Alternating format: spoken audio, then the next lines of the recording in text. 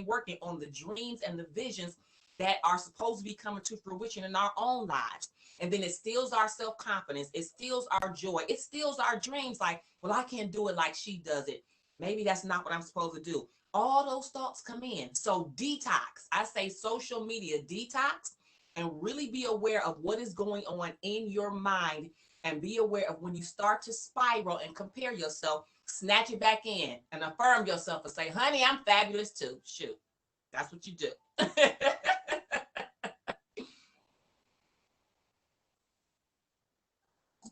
Okay, so we have another question. What are some exercises or techniques can families do together to stay mentally healthy during this pandemic?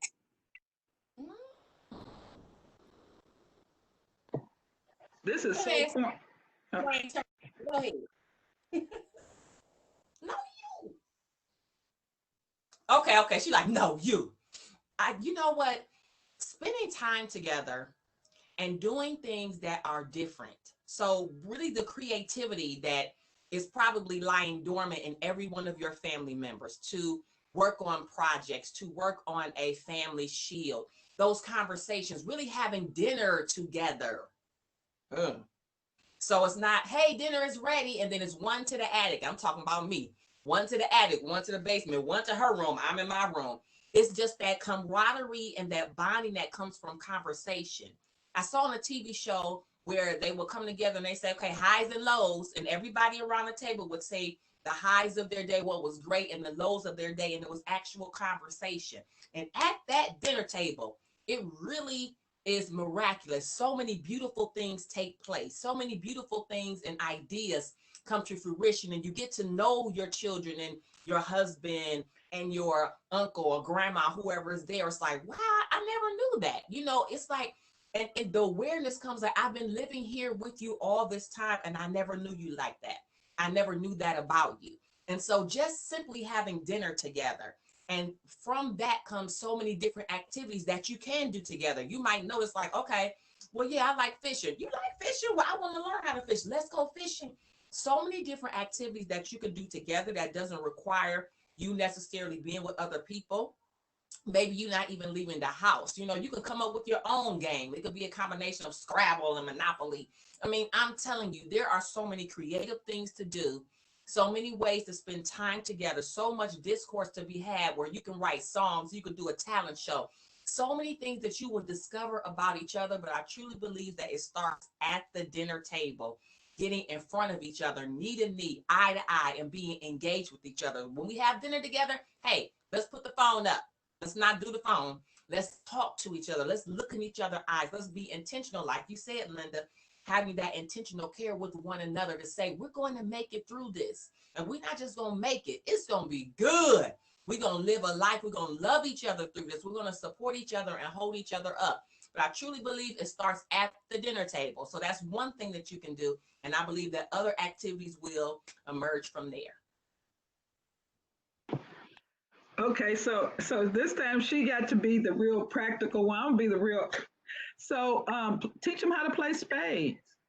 I'm just messing.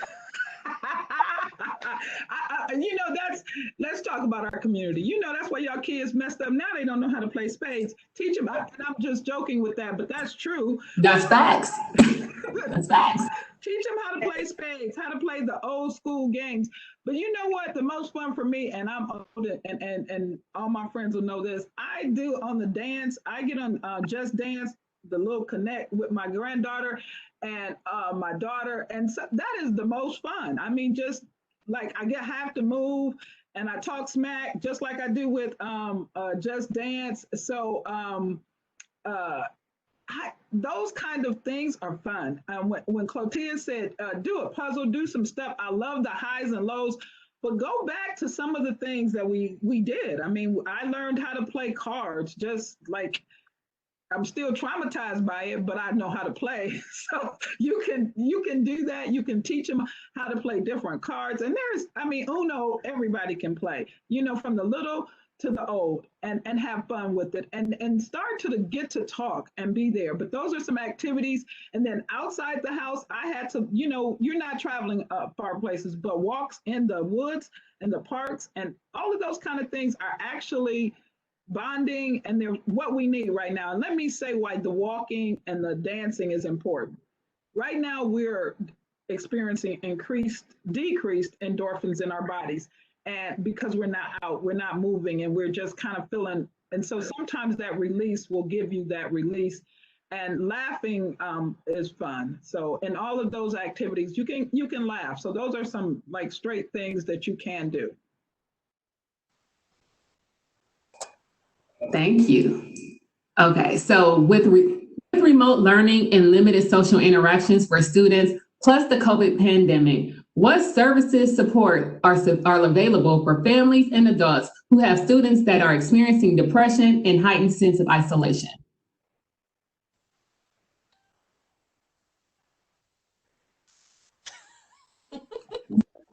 So there's two parts to that question, but for parents, what resources? I'm going to say most of the services are now you can get them. You can get teletherapy, telemedicine. They opened up a lot of venues when the pandemic hit. And I don't know if people noticed that you can get it. I still recommend, and I highly recommend that you still go to licensed therapists, in your state so that if there's an opportunity to connect. And so what I'm saying is you will probably see a higher number of professionals who are in your state, who are advertising in your state, but do not reside in your area. So try to get something that resides in your area. There's a lot of teletherapists, and I'm going to promote one of our own Black Diamonds. If you go to the conference, you will see we have many different counselors and therapists who are actually there present. They present, but they actually have private practices right here in the area. But I highly recommend that you go to in the area. As far as other services, if you need tutoring services, all of that is still available online, and actually doing it face-to-face on Zoom is not ideal, but it's way better than not doing it at all. And I've noticed that my students, and I did synchronous and I taught, and I really felt like I knew them. And I was like, oh, when we find each other, when we get to each other. And so they have a person and they can identify with that. But and right now in most cities, you can actually see a therapist on ground as well as on through Zoom or video. And it's very safe and it's very good to do. Many students, and parents, I hate to say it, but we may not, little kids have what they call play dates. And so we were very intentional when we have a young child and we want them to play with other children. We're very intentional in making that happen. We need to be intentional in making some play dates, and that's what's with our teenagers, some play dates. And it needs to be safe. You need to know the families. You need to know that they've been practicing safeness, and then you can make a safe play date. They need the social interaction. They do.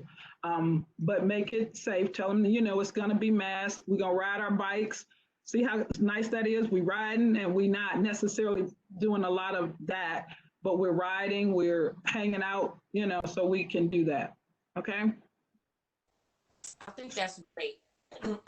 What you said is absolutely true about services being available. I want to speak to it from the other side, the teacher side, in regards to schooling.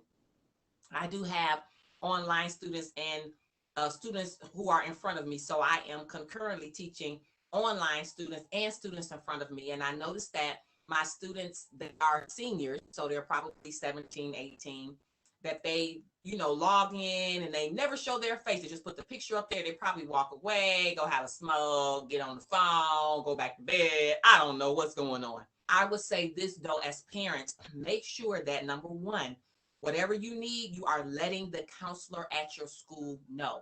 Your counselor, your school counselor he has a plethora of resources, typically, especially now, because the companies and the therapists and psychologists, they were all coming in like, hey, let's partner with the schools, because they knew what we would be up against. So if they are struggling academically, like Johnny is just not performing.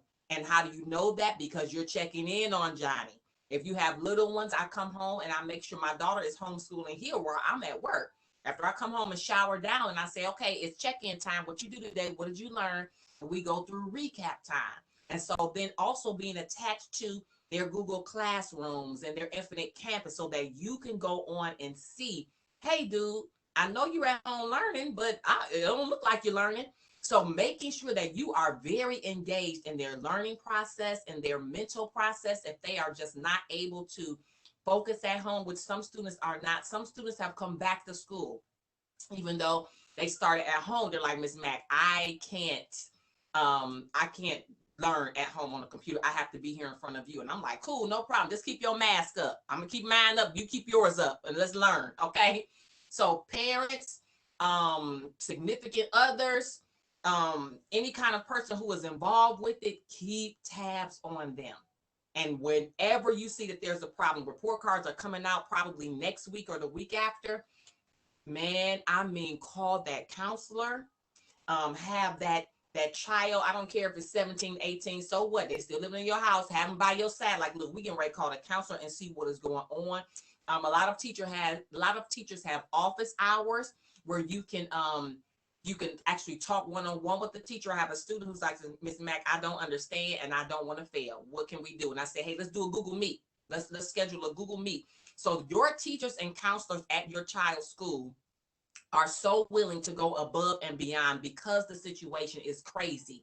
Like before, in the typical realm, maybe not so much, but now everybody is trying to make sure that every student, whether they are on an IEP or 504, or they're mentally handicapped, whatever is going on, we are trying to go over and beyond to make sure everybody has access to the academic material.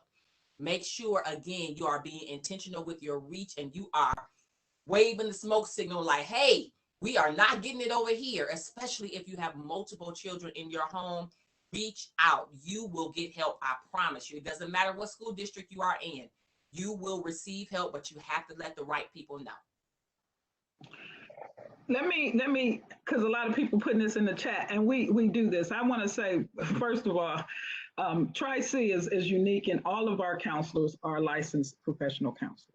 So you need to do that. So if you're one of our students, come to us. We provide professional counseling.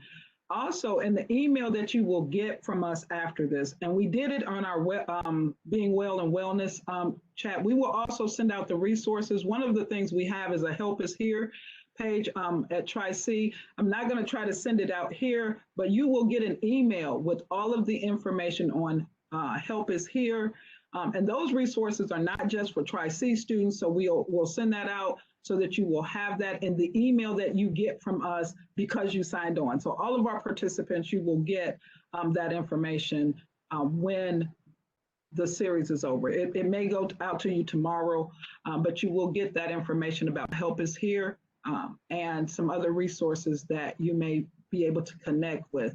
One of the things I want to be critically clear is that we have the academic resources are also available at our school. And I want to say we better than everybody else, but I believe that everybody, I want to say, but I believe there are Herculean efforts to make sure that academically we are here, we are making ourselves available 24/7 to chat, to do that. I know our tutoring people are up to 4 o'clock. I mean, they have it covered literally until 4 o'clock so that students can get the help that they need. So I want you to know that right now is the best time. It is never to get help academically. So make sure that you connect. And also we have 24/7 people are not calling in to some of the helplines for emotional health, but that's why we have to be very attentive to our kids, and we may need to call for them because we see that they may need some assistance.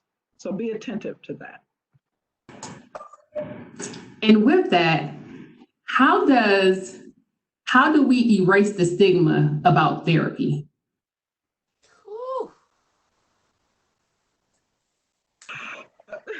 Tell our truth, quit. I'm saying, Okay. we gotta tell the truth, tell our truth. Like, it's hard. I'm having some difficulty, and now people are starting to see it. I tell people all the time, when I was in our counseling, my graduate program, they said, oh, all counselors should have it. And you think you're better than that when you're younger. You like, I'm gonna just help people. I'm sorry. And then I better help myself. And therapy helped me. And so therapy is the best thing you can do for you. Now, you can go and buy you some new shoes, you can do all of that, but I'm gonna tell you, therapy is the best thing you can do for you. So tell your truth. I'm having a difficult time. I struggled. I was having a real struggle with my daughter, and I was questioning myself as a parent. And the tears came because you cry. And I was like, I need to check in. I need Linda to have a check-in with someone else. I need to rebalance and recenter. So I'm telling my truth right now, and we need to keep telling our truth. And we need to get right ourselves, because if we keep falling, sometimes if you pull yourself back up, it helps you. But if you want to, you can go ahead and fall and crash. It hurt more. So I want to say therapy is about telling our truth and being authentic with ourselves, and wanting us to be better. And so sometimes we have to let loose of what other people think, that stigma, because that's what that is. And we have to come to ourselves and say, I'm doing this for me. I agree. Totally agree. Telling your truth and standing in it. Like, don't tell it, and then when the heat comes, because you know it's probably going to come, you shrink back. So you tell it, you stand in it, and you don't shrink back. And it has to get to the point where not getting therapy is weird. It's like, you don't go to a therapist? What? Like, where everybody goes to a therapist, right? Because everybody is on the lookout. This is what I tell women. Do not take better care of your soul in than you do your soul. You more concerned about $185 soul in, and you won't pay $50 to go sit on somebody's couch. No, sis, that's the outside. We have to be desperately aggressive in our healing, and therapy provides that safe space for you to fall apart. I had 2 therapists at one time going through a divorce, and then my mother passed away, and I'm like, look, I know I was just here Monday, scratching all kind of scalp. Can I come back today? It's Wednesday. I cannot come back. Can I come back? I would walk through the door. The girlfriend just had tissue. Here you go. I'm talking about minister in church, master's degree, your own home, your own house, all the trappings, what we say, social media bright, but soul sick. I had to go sit in the chair, on the couch, lay on the carpet, whatever, because I'm like, I can't function like this. I just can't. And I don't care that people think I got it all together. I cannot function. So that is my advice to you. Tell it, stand in it, don't shrink back. Let's make it so that all of us who love therapy, let's make it so that when people feel uncomfortable looking at us like we crazy, like, look, you the one, girl, I'm whole, honey, I'm healing. You the one. And what it does is last thing I want to say, when you step out and begin your healing journey, I promise you, it will give other people permission to then step out, especially if they think that you're the rock star. And they looking like, wait a minute, I thought she had it going on. Like, she going to therapy? Shoot, I know all of it. Come on, husband, come on, kids, come on, dog. We all going. You know what I'm saying? When you do that. And so we don't realize how much of a hero and how much of an example we are, how much influence we have when we step out of the ordinary and get out of other people's boxes. Then other people say, you know what, if she had the courage to do it, I know in some areas, like you said, Linda, I know I could probably check in too. And I'm telling you, you will see a rash of your friends and your family members and your coworkers. The more you tell it and stand in it and don't shrink back, you will see a rash of people following behind you. Like, yep, I went to therapy too. Yep, I made me an appointment. And it will be, just imagine a world full of healed people. Just imagine that. Or at least on the journey to healing. That would be like sick. That would be crazy when we all get on the same page of, no, I'm not going to point my finger at you. I'm not going to say it's my boss. I'm not going to say it's my husband. It's because my mother didn't hug me. It's because this. It's like, no, I'm going to take responsibility. And even though I may not have been responsible for the hurt, I am responsible for the healing. And I'm going to get on the road to make sure that I am healed. So yes, therapy. Yes, therapists. I love them. Love them. Love them. I agree. So what are some self-care strategies that you would recommend for people to implement in every area of their lives? That's my question. I want to do the shake, baby. I'm doing the shamrock. Yes.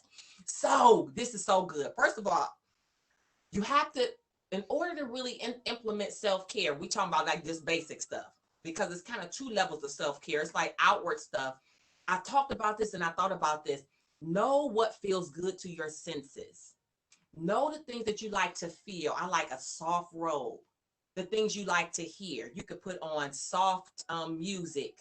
I love ocean sounds. The things you like to taste. The things you like to smell. I love the smell of lavender. The things that you like to, what did I say? All the senses, taste, hear, touch, smell. And there's one more. All of those things, right? But how do you know that? Because you have to know yourself. You have to know yourself and honor yourself.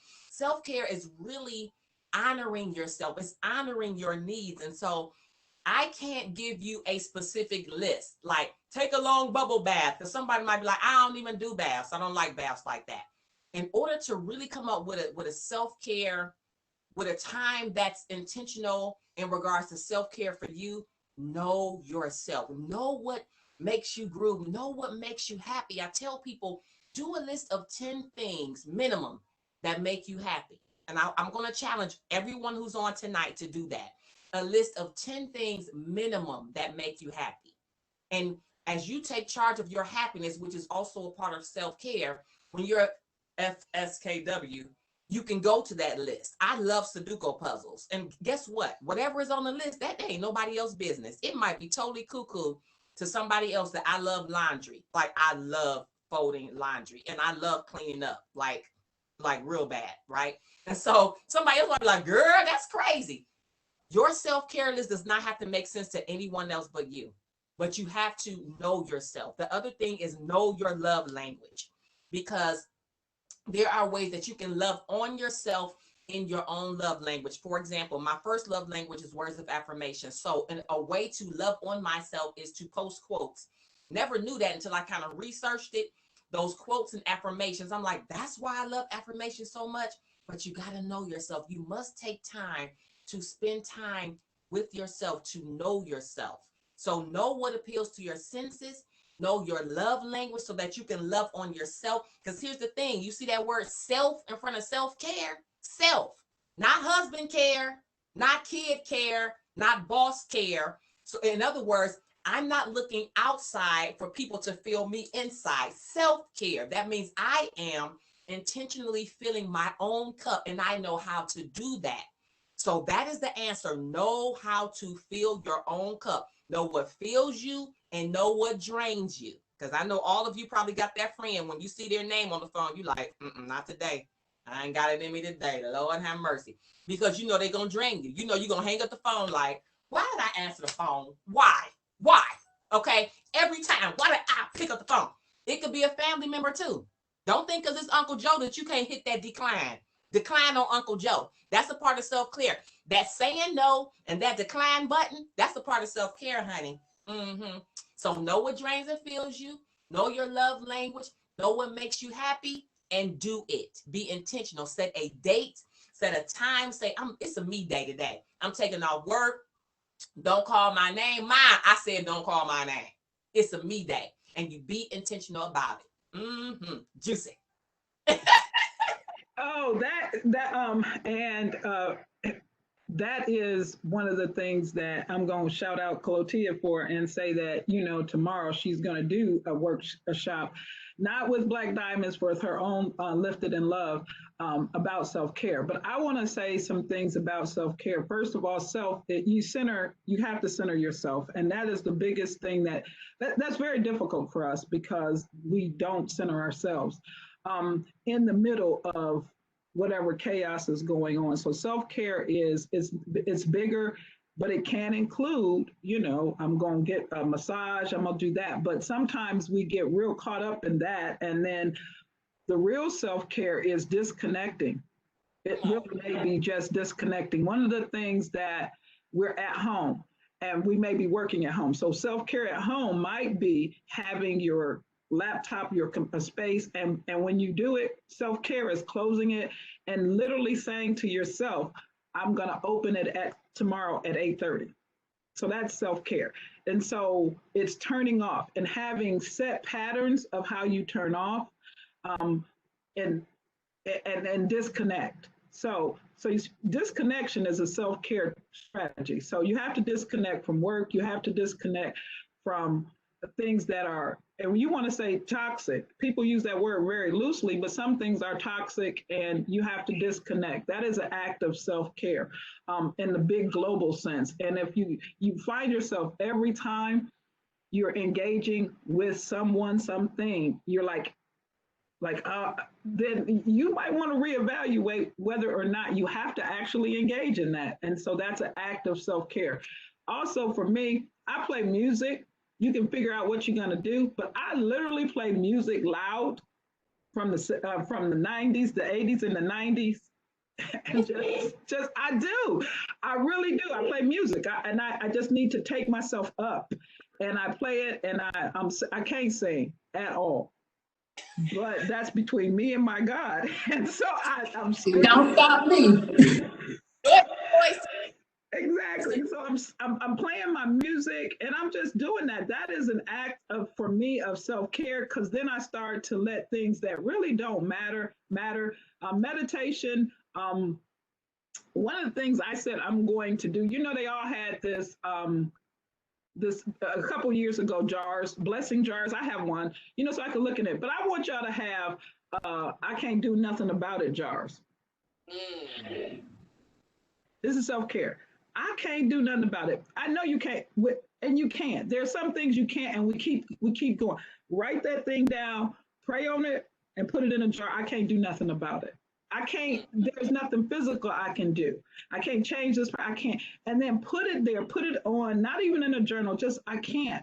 And I can't hold it. I can't hold it right now.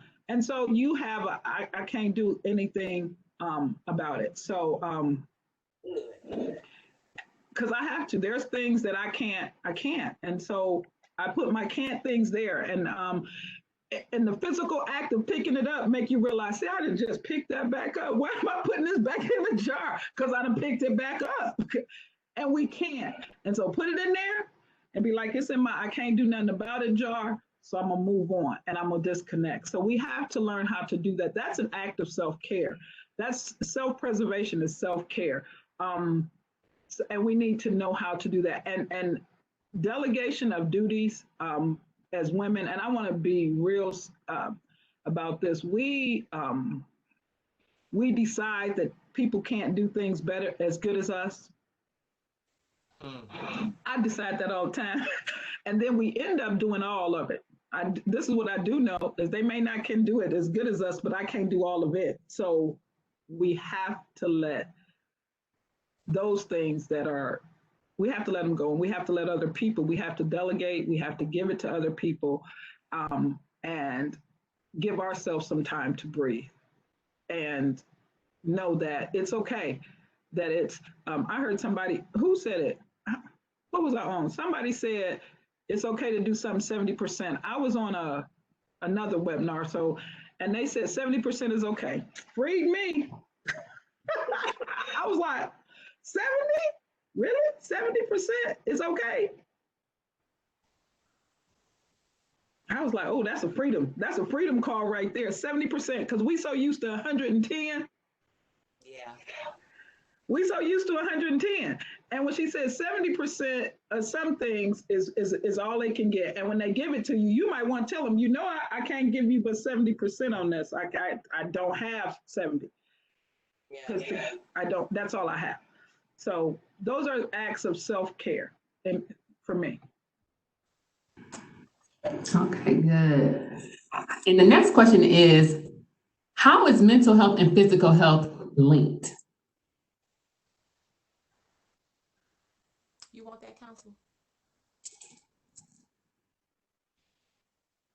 Did you say mental health and physical health? It says mental and physical health, how are they linked? So biblically, I love to talk about this because in 3 John, the Bible talks about, I would that you will prosper and be in good health, even as your soul prospers.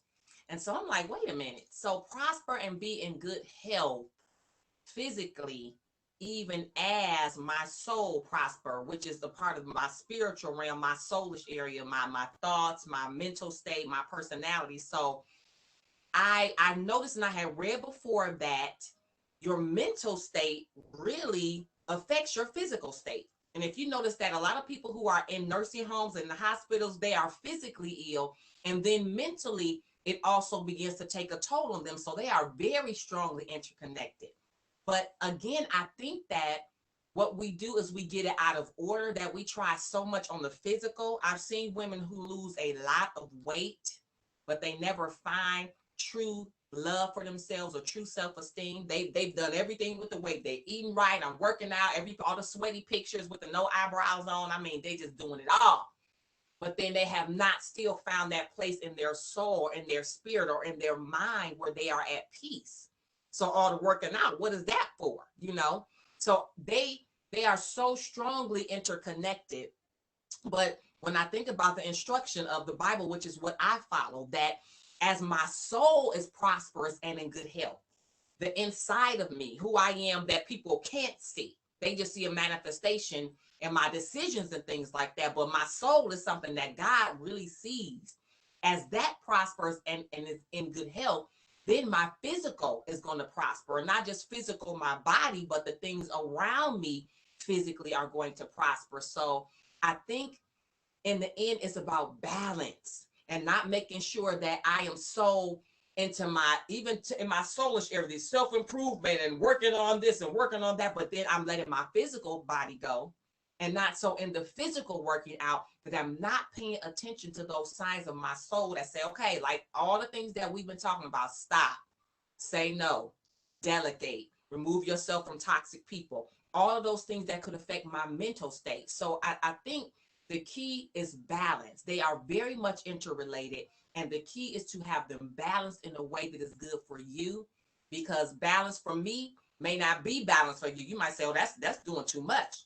But finding a place where you can create your own balance between the mental and the physical so that you can live a life of peace. Because to me, if I don't have that balance, if I'm stronger in one area and not the other, and weaker in the other area, it's imbalanced. And I don't know if that's my Libra thing going on. I can't deal well with imbalance. So finding a balance between being healthy in both your mental state and your physical state, I think that's the best thing. But my counselor girlfriend here getting ready to break it down for us real good. No, I'm not. I'm actually getting ready to say one of the reasons Black Diamonds addresses the 3 things is, to me, when we were doing this, is they're connected. So when we talk about educational, occupational, mental and physical wellness and financial stabilities, if you look at that circle, we don't have time to do all of that now, but that is the circle it must be in balance. If you are financially you always are desperate, you're breaking down your whole family because you're mentally trying to feed your children, trying to live in a house, keep the bills paid. That is distressing. The same thing goes on if you are working in jobs. That's why we said jobs, we got to address those issues. If I don't have the right job, I'm not going to make enough money.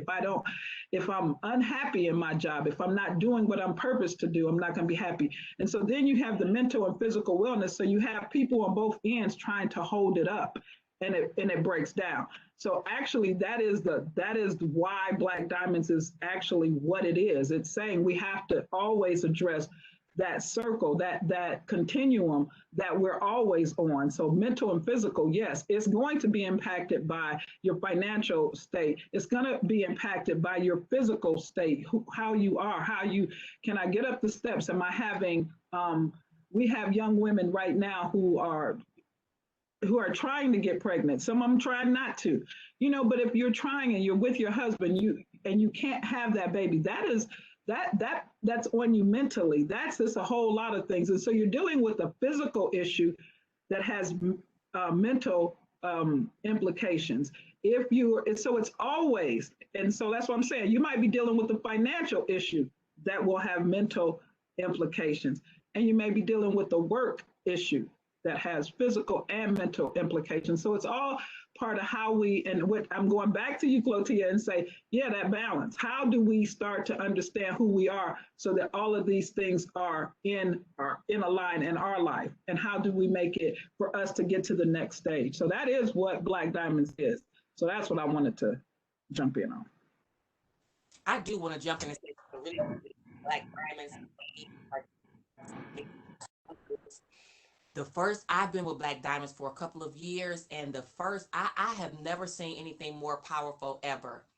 This room full of all shades of chocolate, and it's so much wisdom and so much love and so much innovation. And it's just, you all, I'm telling you, I know Linda is not going to really do it justice because she's humble like that. She loves her some Black Diamonds. Now, don't play. She does not play about who she brings in front of her people for Black Diamond. This is her baby. And yes, it is a collaborative effort with some other amazing women. When I tell you, you have got to be in that space. Now, y'all know, and I'm like this all the time, on 10 most of the time. Seriously, I don't say this about everything because some things I can really forego. Girl, I'm busy on that day. I'll see y'all next year. Black Diamonds, it's on my calendar a year in advance when it's going to be, because in that space is so much. If you leave the same way you came, you a corpse. It's no way you do not get blessed in that space. So, quick commercial, put it on your calendar, because I've never seen so many beautiful women. I mean, professional women. Y'all should see the lineup. Professional women, and then these young girls, and we're pouring into them. And I still talk to people from the very first Black Diamonds 3 years ago. And I see people on the street, they're like, I saw you at Black Diamonds. I'm like, hey, girl. And I mentor some of these young women. Please stay in this space. Join the Facebook group.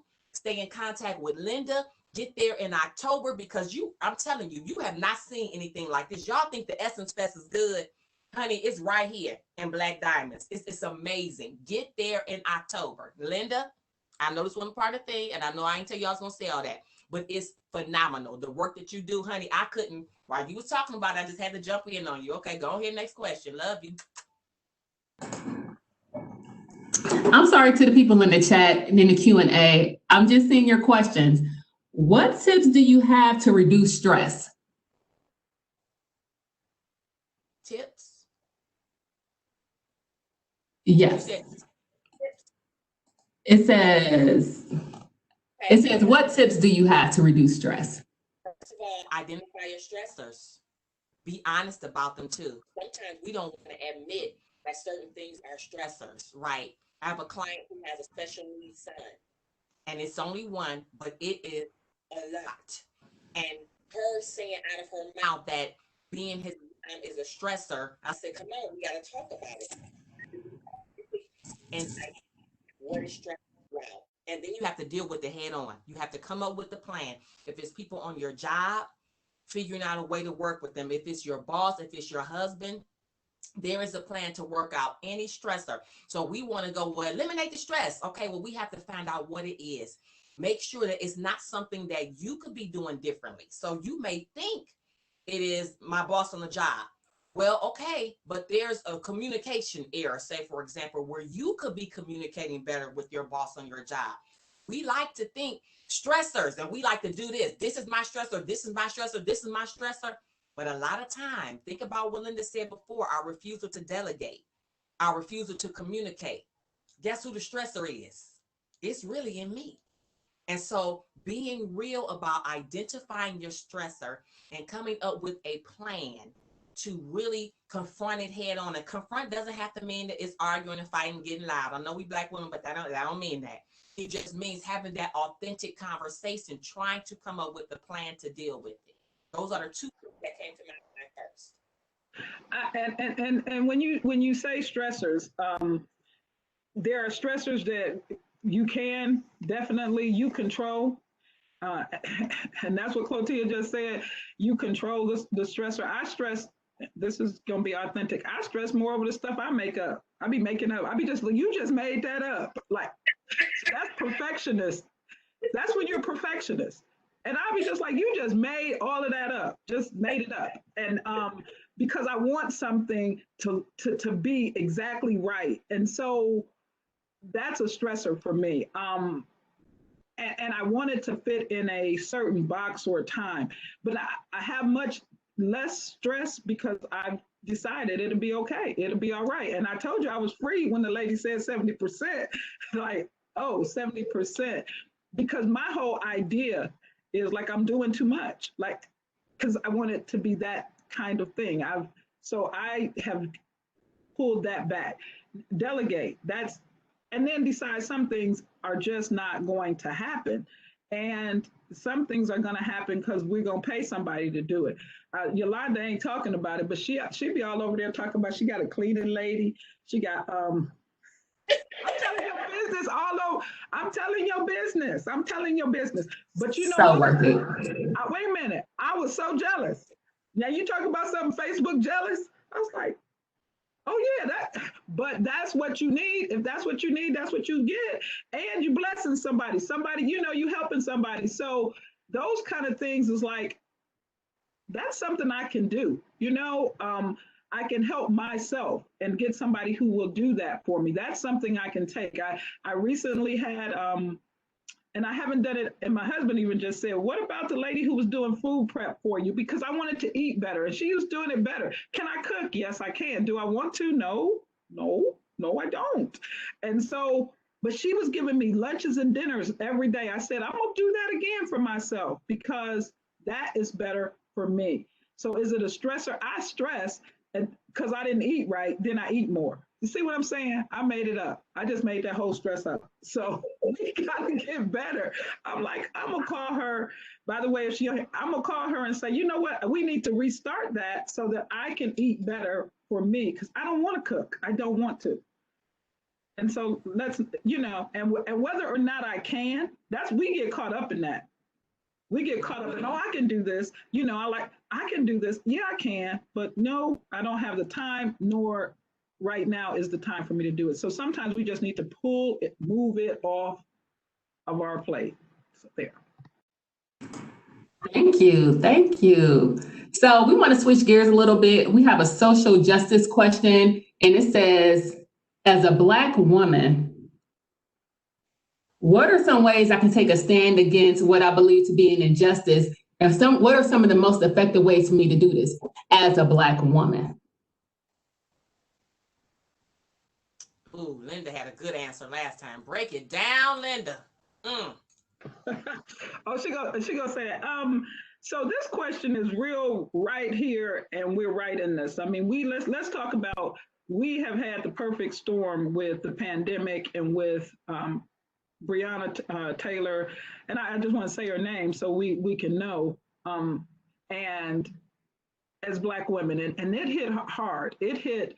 I have friends who literally took to their bed like, I can't. This is so difficult for me to deal with because it's not just her, it's me.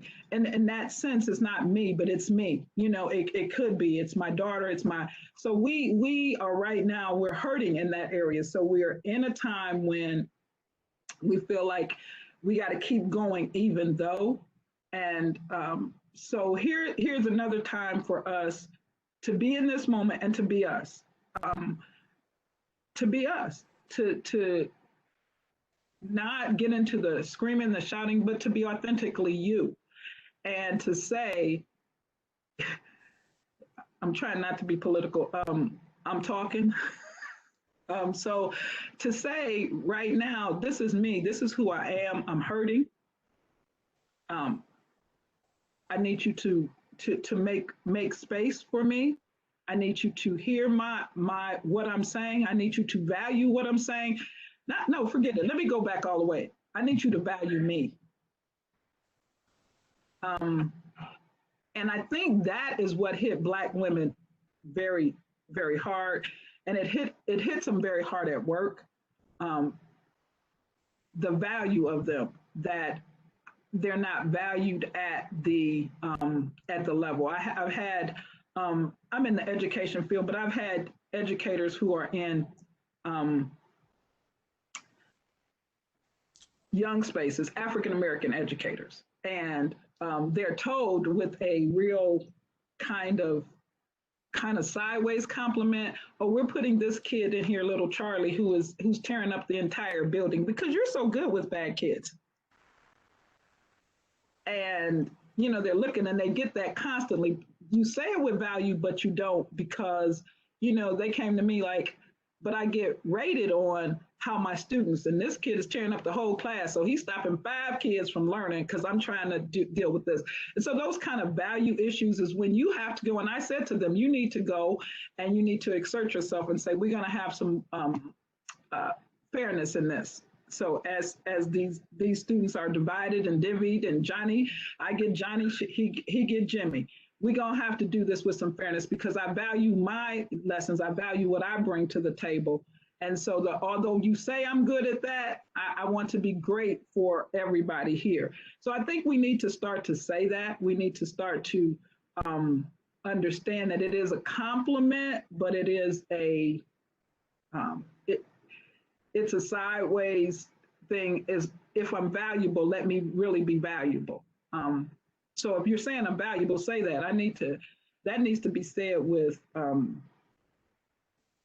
all kind of ways that I can feel more valuable.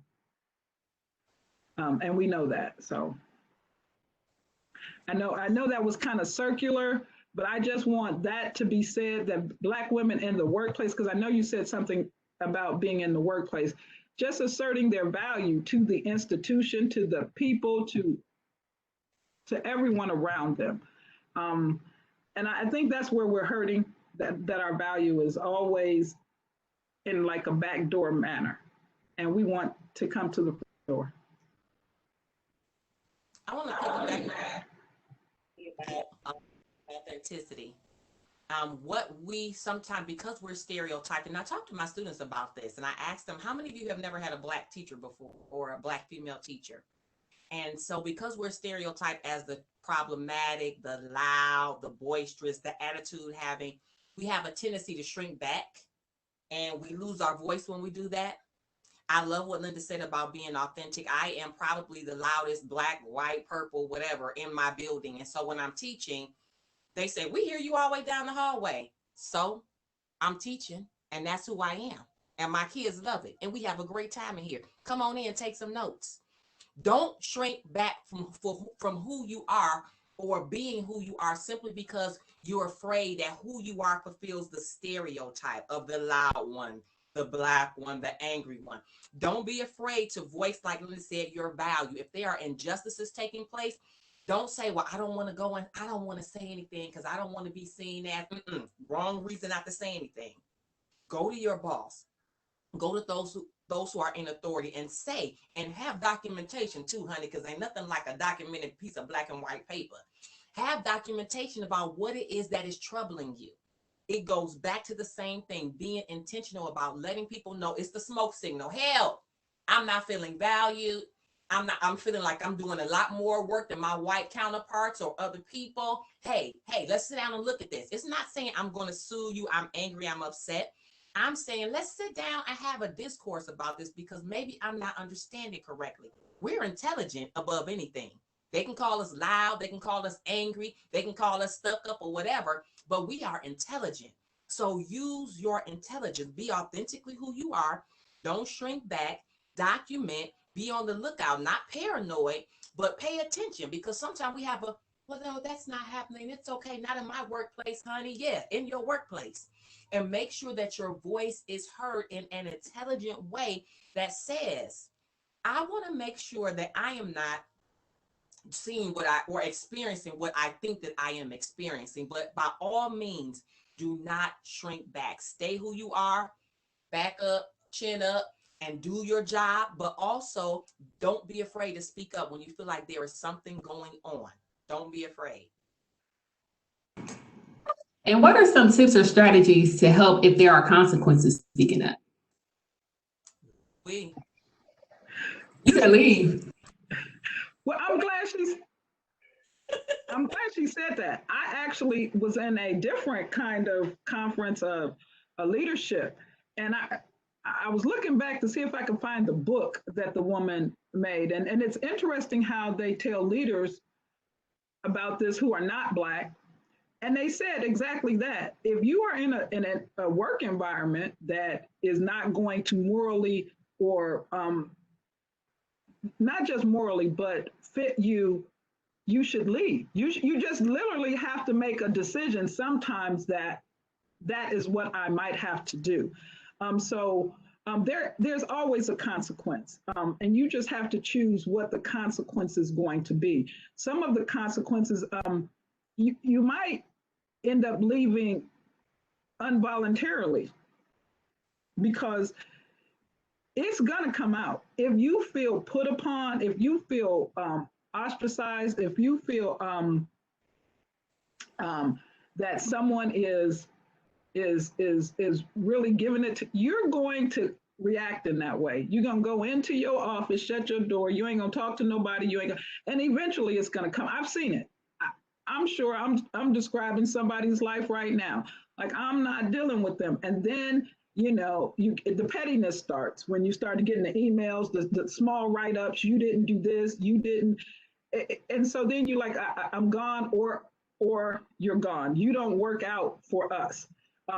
And you didn't say anything, so you didn't get anything then. So, sometimes you need to do exactly what Clotea said is, first of all, let's have this conversation, because I don't want to think this is what I'm feeling if it ain't what I'm feeling. And here's something that people don't recognize. First of all, there's cultures, and people always talk about what are some Black culture things, but they never talk about dominant culture issues because they don't feel they have to talk about it. So first thing, let's talk about it. Black people are direct. We direct. Tell me. So when you get an email to the entire department saying, we want everybody to come in at 8 o'clock and da-da-da-da-da-da, you like, everybody come in at 8 o'clock. Now, when we hear people talking that the boss said something about Linda coming in at 8 o'clock, y'all talking behind my back. So it would have been better for the boss to come to Linda, you've been here at 9 o'clock every day. I need you to get here at 8 o'clock. We don't have to talk. Everybody ain't got to be in that conversation, and I'm gonna be in 8. So it's now the dominant culture calls that being diplomatic. What do we as Black folk call it? Two-faced, backstabbing, whatever you want to call it, because we direct. We are a direct people. So when you have value clashes and we're not talking about it, it's going to just build up because you thought you were being diplomatic. I thought you were being something different. We're going to clash. So that's why that conversation and understanding it is very important. So now sometimes it is actually that your work is not valued. Your work is taken. Your work is given to someone else. Your excellence is given to someone else. Then you need to document that Clotea was talking about. You need to say, wait a minute, hold up, I did this. This is what I did. This is, remember, and you need to always keep that and bring it to the forefront. You don't have to, and Clotea said this, one thing we are is we're intelligent, we're smart.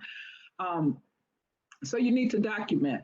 And after that, you need to just have that secondary conversation. Okay, I'm following up because it seems like this issue is still continuing. And I feel this way, and say that I feel this way.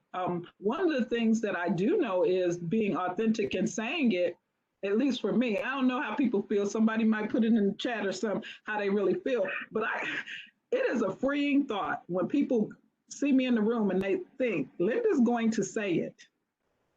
And that's freed me. Linda's going to say it. I'm going to say it. And I'm going to say it. So I'm free now. Now somebody else is sitting in the corner wishing they gonna say it, but I'm free. I'm free. And it really does free me to even walk away. Not that I get what I want, but what I have said is I've advocated for myself and my position in relation to what's going on. So whether or not it happens, I have advocated for myself. It's a worse feeling walking away and saying, I should have said something. I should have did something, or they gonna just do it anyway. That may be true. They may do it, but I'm always the person that says they're gonna do it with full knowledge that I told them this was how I felt about it. Right. I'm not gonna give them the escape hatch of, I did not know. Yes, you did. So that's what I say, because there's always consequences. So that's good. Good stuff. Good stuff. As we are drawn to an end, are there any questions or anything that you want to discuss that we haven't talked about tonight, or that you want to share? It has been a rich conversation tonight. I'm pretty.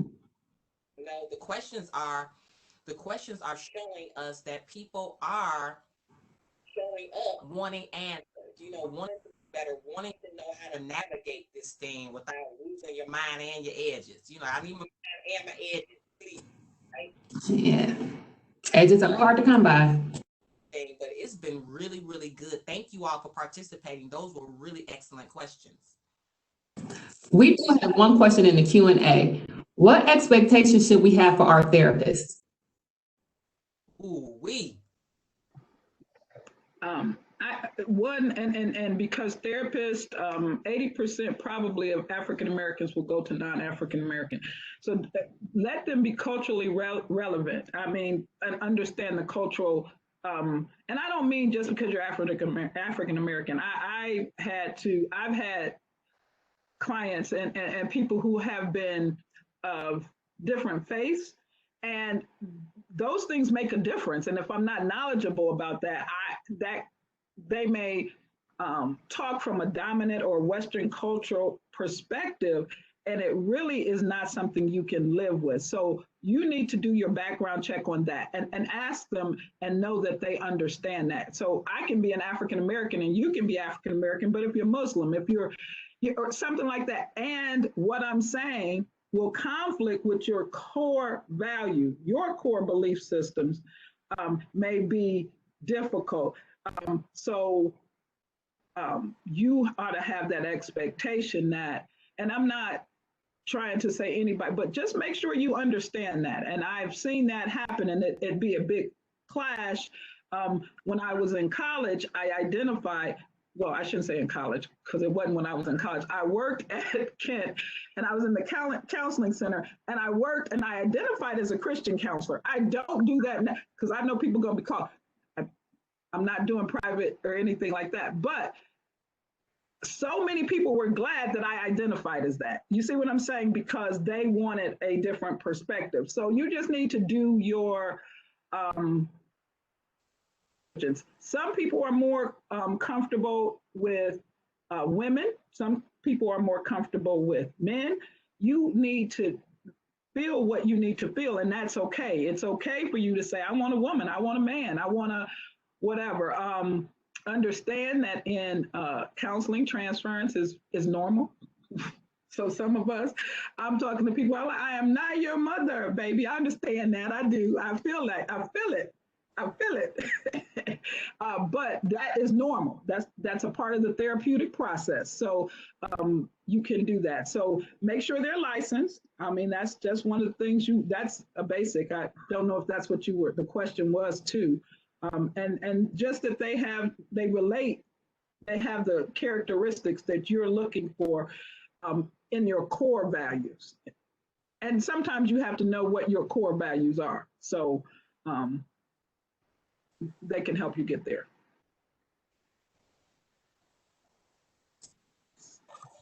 And we have another, I'm sorry, Clotea, did you want to speak? No, that was excellent. We had another question come through. What can we as women do to support each other more?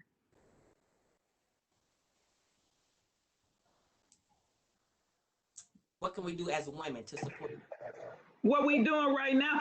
See, first of all, I don't believe it. It's garbage. The narrative is garbage. Black women, we got us. I say this, and I mean it. I mean it. You know, my Clotea talk about the Black Diamonds. Man, them women are contacts and friends. Our committee members be on the phone, be like, we need these. Can you? We support each other. We call, that's what we do. And that's Black Diamonds. But I'm talking about if somebody goes down, somebody needs some, we watch our babies, we do that.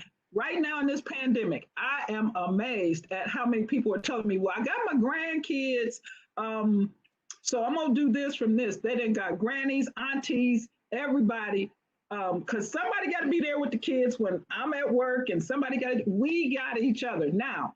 So saying that, be just intentional, saying to somebody who is overwhelmed, girl, bring them babies over here. Why you going to get your hair done? Why are you trying to take all three of them to the store? Bring them over here. I'm going to do some stuff with them. That's one of the things they won't ask you. Sometimes they just won't ask you. I'm going to just take the kids with me to the store. You got 3 kids. You about tired and stressed in a store with 3 little ones. Ask them, say, girl, drop them off.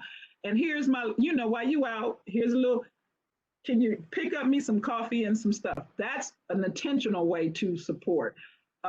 When you go into the store, when you can, if there's something that they need to do and they can't do it with the kids, that's a huge and big way to support. Jobs, most jobs are actual referrals from friends. So 80% of people get jobs because somebody say, hey girl, this job is open. You looking for something? Refer your friends. Now, be a friend and work. So when you get, but don't worry about that. But 80%, so that's a support. Here's a job. Maybe your friend out there working, but you got a job that got benefits and some other stuff. Slide that resume over to the friend. That's how we support each other. Some other ways is, if they need help getting some resources, slide those things over to them. That and what I just said, none of that really costs you anything. But sometimes it's going to cost you. And financially, if they got to pay a bill, pay a bill. And I mean, if they're your friend, that they doing everything they can do. So don't get into, but so help them. So if it take that, then you have to do that. Because I'm telling you, I've had people do that for me. So you cannot outdo that. If I'm there and I'm in a good position, I'm going to help who I can and when I can. So I think it might be as simple too as asking, what can I do to support you? What do you need? Because sometimes even as good friends, we have a tendency to share what we want with who we want. So I might talk to this one about my marital problems. I might talk to this one about problems at the job. I might talk to this one about my financial issues. But if you are, like Linda said, when we're in tune with one another, and we are in tune with one another, when life stops scrolling and you just, wait a minute, today, it ain't about me. It's about me really helping my sister. Ask them. You don't have to be a detective and try to, I wonder if she was talking about the same thing, had no food, I'm gonna go get some hot dogs. They don't even eat pork. Don't do it. She might need the $20. Ask her. And then on the flip side, tell the truth. When somebody comes to you and say, girl, it looked like you struggling. You don't sing yourself. What's going on? We had a meeting last night and we were practicing, and Linda talked to someone and she said, you don't sing yourself. What's up? And you would think that this person would be like, I'm good. She like, look, this is what happened. This is what happened. We were all there, not even really knowing her. At least I didn't, supporting her. Like, we support you. Maybe you should do this. Get off, take some time for yourself. And I didn't know her, but that was my sister. And I could see the pain in her face, and Linda could see it, and she hadn't said a word. So ask. That's the one thing. Ask and make it a day. Reach out. And then on the flip side, when someone asks you, be honest. Don't nobody care about me. I'm just in this all by myself, because you ain't opened your mouth. They ask you and you want to be Superwoman. Ain't nothing wrong. I'm fine, girl. I gotta go. I'm gonna pray to the Lord. He gonna make a way. The Lord sent her to give you the money. Now what? Be honest. So ask, and on the flip side, be honest and receive the help that you need. That was good stuff. That was good stuff. So, thank you so much, Linda and Clotea, for your knowledge and your information tonight. And again, I want to thank everyone for joining us. We hope that you enjoyed yourself as much as we did. Be sure to join us this weekend. We have a weekend full of events. In the morning, we have Friday Zumba with Nike Olabisi Green, owner of NOLA Movements, from 8 a.m. to 9 a.m. You got to come and get that sweat, because Nike gonna make you sweat. She gonna make you move your body. And we also have a weekend full of events on Saturday morning. So be sure to check our website, our Facebook page, and make sure you check your emails for the links. So again, thank you so much for joining us, and we really enjoy having you. Have a good night.